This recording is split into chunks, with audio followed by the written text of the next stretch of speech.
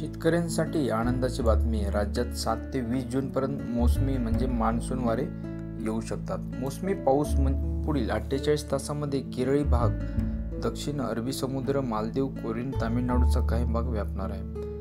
त्यानंतर त्याचा देशातील प्रवास सुरू होईल. हवामान विभागाने दिलेल्या माहितीनुसार सोमवारी बंगालच्या उपसागरात कमी दाबाचे क्षेत्र तयार होणार आहेत.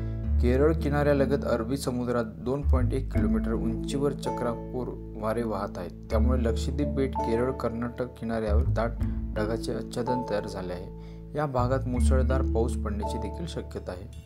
मोसमी पावसाने 25 मे रोजी अंदमानात प्रवेश करून आनंद वार्ता दिली.